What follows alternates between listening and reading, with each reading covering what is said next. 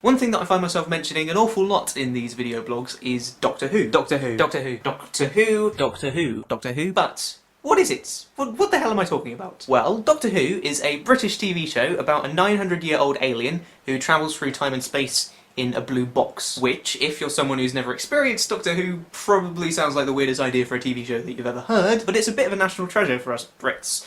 Probably because of its longevity. I mean, it's been on TV since 1963. In fact, my mum actually saw the first ever episode when it was being broadcast. When you saw the first ever episode of Doctor Who, how old were you?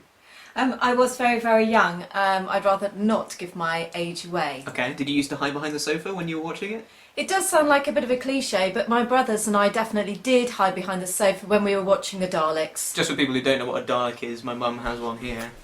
It's basically a Doctor Who enemy, bad guy person. So there's been no escaping Doctor Who in my lifetime. Not in your lifetime, No. Charlie, no. One of the loveliest things about old Doctor Who was that the special effects were adorable, which is basically a nice way of saying that they were terrible. In fact, nowadays I could do better special effects just sitting here in my bedroom. One of the reasons that Doctor Who's been on TV for so long is that the character, the Doctor, the 900-year-old alien, he has this way of cheating death. Whenever he dies, he regenerates. Every single atom in his body starts afresh. He gets a new body, he gets a new personality, and he keeps on living, which, in terms of the real world, means that some other actor comes in and starts playing him. Now, I'll usually cite Doctor Who as being my favourite TV show, which, to a casual viewer of the show, might seem a little bit of an odd thing to say. I mean, sometimes the show could be brilliant. You know, great stories, scary monsters, witty dialogue. When it's good, it's the best. But when it's bad, it's really bad. For example, there's this one episode called The Unicorn and the Wasp, in which a giant wasp kills a man with lead piping, and then the giant wasp goes and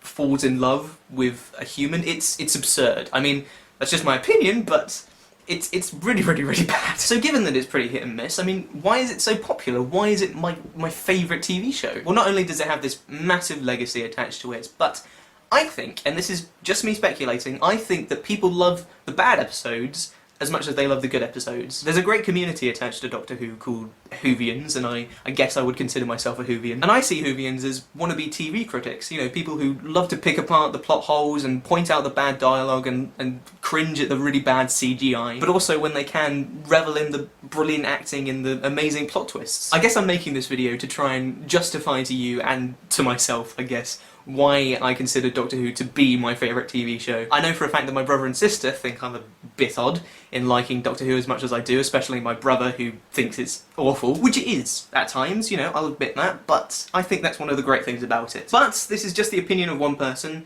If you like Doctor Who, tell me why. And if you don't like Doctor Who, tell me why as well. I'm interested. And if you're someone that's never seen Doctor Who, then I would definitely recommend it. You've just had the almost imponderable joy of watching Charlie Is So Cool-like, which makes you like cool. Given that Doctor Who's a science fiction show, I wore my science t-shirt today. Exterminate! Exterminate! That's a really bad impersonation, sorry.